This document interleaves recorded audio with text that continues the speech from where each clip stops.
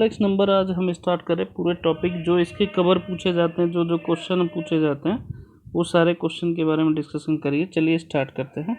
जैसे हमारा पहला क्वेश्चन है, यहाँ पे देखेंगे फॉर एक कॉम्प्लेक्स नंबर है, एक कोई कॉम्प्लेक्स नंबर है, ये समझिए जेड द मिनिमम वैल्यू पूछा है, मिनिमम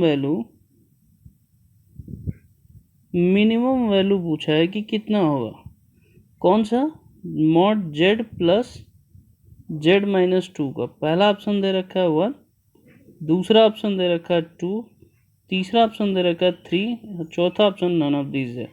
तो इस तरह के क्वेश्चन को कैसे करेंगे, आप जानते हैं कि mod Z one plus Z two की वैल्यू अगर रखें greater than mod Z one minus Z two होता है। सिंपल होता है क्वेश्चन, कुछ लोग कॉम्प्लेक्स नंबर रख के करते हैं तो इसकी वैल्यू ये प्रॉपर्टी होती है, इसके अनुसार ये लिखिए। हम लिख सकते हैं mod Z plus Z minus two greater than equal to क्या हो जाएगा, जेड माइनस ब्रैकेट में जेड माइनस टू। तो इसको सॉल्व करेंगे तो कितना आएगा, टू से बड़ा ही आएगा। इसका मतलब मिनिमम वैल्यू इसकी क्या होगी, माइनस टू होगी, सॉरी 2 होगी। ये समझ में आया पहला क्वेश्चन। अब बढ़ते हैं अगले क्वेश्चन की तरफ। अब देखिए दूसरा क्वेश्चन है, mod Z one minus one less than one है, Z two minus two less than two है, Z three minus less than three है, then mod Z one plus Z two plus Z three की value पूछ रहा है। तो हम एक इसकी वैल्यू अगर निकालना चाहें तो इसको ऐसे लिख सकते हैं, mod Z one minus one कर देना है, यहाँ पे ध्यान से देखिएगा। हम इसी को ऐसे लिख सकते हैं, यहाँ 1 कर दे रहे हैं, यहाँ 1 कर दिया, ठीक है, plus Z two minus two कर दिया, plus Z three minus three कर दिया। तो देखिए मैंने 6 बढ़ाया, प्लस 6 भी कर दे रहा। अब मॉड की प्रॉपर्टी आप जानते हैं, Z one plus Z two का मॉड अगर निकालते हैं तो less than mod Z one plus Z two होता है। तो ऐसे इसकी वैल्यू क्या हो जाएगी, 1 लेस देन 1, इसकी वैल्यू 2, अब प्लस 3 और 6 था, तो कितना होगा, इसकी value 12 is the right answer. मतलब ये सिंपल क्वेश्चन था। If Z one minus one less than one है, Z two minus less than two है, Z three minus less than three है, तो इसकी वैल्यू पूछा है mod Z one minus Z two minus Z three की value पूछा है कि इसका कितना आएगा। तो इस तरह के क्वेश्चन को हम टैकल करने के लिए इस तरीके से अपना सकते हैं। क्लियर है। अब बढ़ते हैं अगले क्वेश्चन की तरफ। सपोज करिए कि एक ट्रायंगल है, सपोज करिए हम एक ट्रायंगल हम सपोज करते हैं। आप ध्यान दीजिए, एक ट्रायंगल है, इसके 3 कोऑर्डिनेट है, एक हमारा जेड है, एक आई जेड है, एक जेड प्लस आयोटा जेड है। Area of triangle equal to formula होता है हाफ मॉड जेड का स्क्वायर। ये ध्यान रखिएगा, एरिया ऑफ ट्रायंगल का मॉड जेड। क्लियर है, ये पहला है।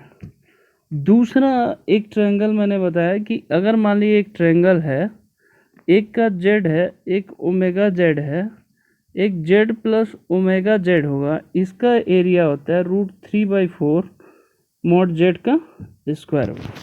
ये बेसिकली 2 फार्मूला है एरिया ऑफ ट्रायंगल का। अब इस पे एक क्वेश्चन हम करते हैं जिसको आप बताइएगा कि इसका आंसर क्या होगा, ठीक है। अब देखिए एक क्वेश्चन पूछा गया है, इसका क्वेश्चन एक पूछा गया है कि if the area of triangle, आप जानते हैं area of triangle on a complex number है, कॉम्प्लेक्स नंबर एक है जेड ओमेगा जेड, फिर Z plus omega Z is 4√3 है, स्क्वायर यूनिट है। तो पूछा है देन मॉड जेड कितना होगा, देन मॉड जेड। अभी मैंने बताया था एरिया ऑफ ट्रायंगल की वैल्यू कितना होता है, √3/4 अपॉन मॉड जेड स्क्वायर होता है। इसकी वैल्यू दे रखा है 4√3, तो √3 से √3 कैंसिल, ये कितना हो जाएगा, mod Z square equal to 16। तो मॉड जेड इक्वल टू कितना हो जाएगा, 4 इज द राइट आंसर। तो इस तरह के क्वेश्चन को अगर आपको करना है तो हम इस तरह करेंगे। क्लियर है? ये समझ में आ गया? समझ में आ गया? आगे बढ़ते हैं। अगर सपोज करिए कोई ट्रायंगल है हमारा, इसके 3 कोऑर्डिनेट है, एक Z1 है, Z2 है, Z3 है। तो अगर इसका पूछे सेंट्रॉयड क्या होगा, सेंट्रॉयड क्या होगा, तो आप जानते हैं इसका फॉर्मूला होगा 1/3 Z1 plus Z2 plus Z3 होगा।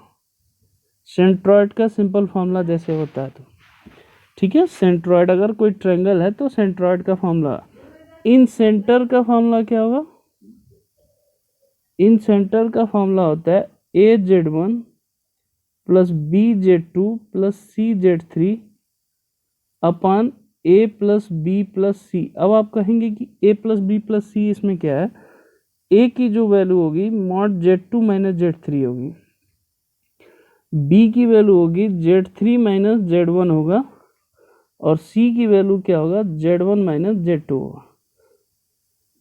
इस हिसाब से कोई भी कॉम्प्लेक्स नंबर आप रख सकते हैं जिसको आप इजी तरीके से, सेंट्रॉयड निकालना, इन सेंटर अगर निकालना है तो हमारा इस तरह निकाल सकते हैं। क्लियर है?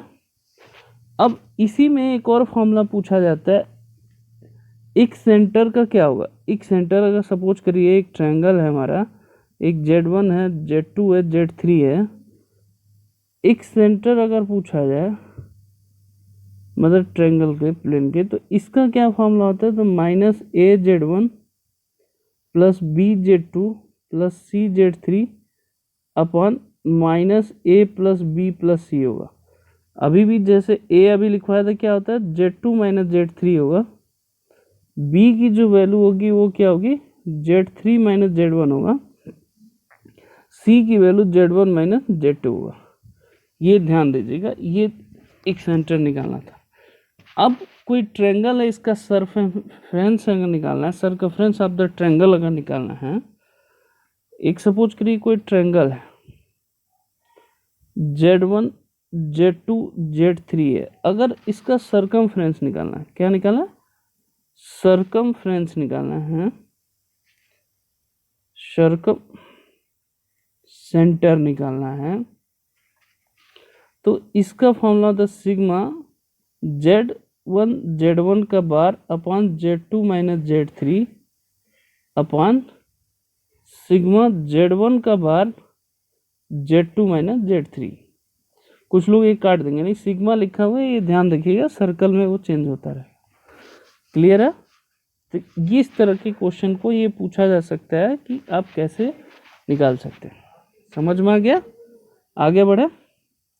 अब सपोज करिए एक और चीज़ है कि इक्विलेटरल ट्रायंगल है, तो उसका रिलेशन होता है, मान लीजिए Z1 है, Z2 है, Z3 है। अगर कोई 3 कॉम्प्लेक्स प्लेन है, अगर ये इक्विलेटरल ट्रायंगल शो, ये इक्विलेटरल ट्रायंगल कब होगा, जब Z1 square plus Z2 square plus Z3 square is equal to Z1 Z2 plus Z2 Z3 plus Z3 Z1। ये पूछा जाता है कि ये कॉम्प्लेक्स नंबर दिए गए हैं, तो क्या ये इक्विलेटरल ट्रायंगल है कि नहीं है। तो ये कंडीशन आप देख लीजिएगा सेटिस्फाई हो, या तो ये कंडीशन सेटिस्फाई होना चाहिए 1/Z1 minus Z2 plus 1/Z2 minus Z3 plus 1/Z3 minus Z1 is equal to 0। या तो ये हो सकता है या ये हो सकता है। तो इक्विलेटरल ट्रायंगल हम इस हिसाब से, अगर ये दोनों इक्वल है तो इसका मतलब इक्विलेटरल ट्रायंगल होगा, नहीं तो नहीं हुआ। अब आइसोसेलेस ट्रायंगल के लिए देखिए, सपोज करिए एक ट्रायंगल है हमारा, Z1 है, Z2 है, Z3 है। अगर ये आइसोसेलेस ट्रायंगल अगर प्रूव करना है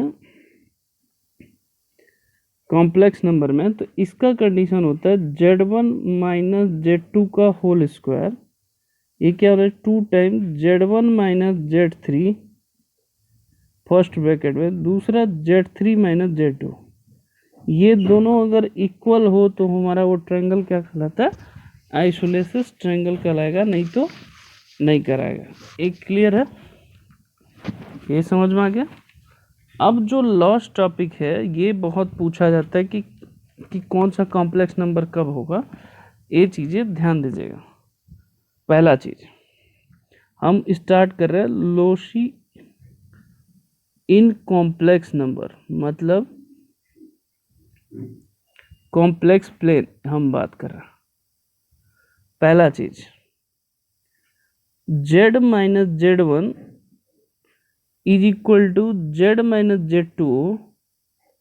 इसका मतलब होता है कि लोकस, इसका स्टेटमेंट क्या होगा, locus of z is perpendicular bisector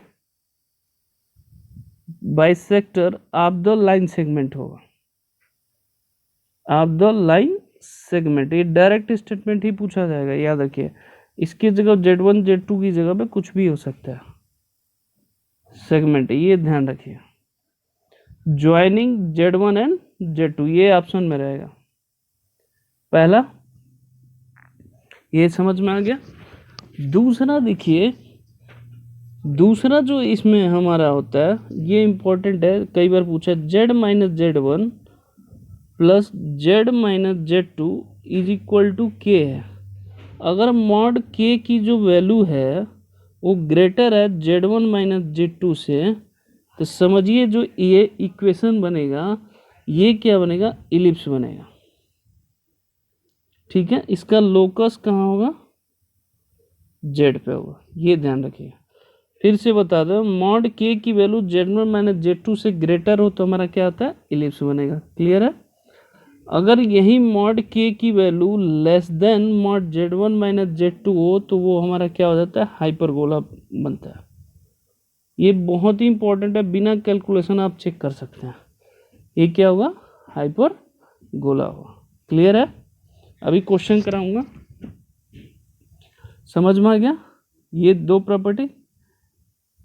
अगला प्रॉपर्टी देखिए, तीन प्रॉपर्टी का चौथे प्रॉपर्टी, हमने ये कहा कि z minus Z one plus Z minus Z two है is equal to Z one minus Z two अगर हो तो ये हमारा क्या होगा, locus of z is line segment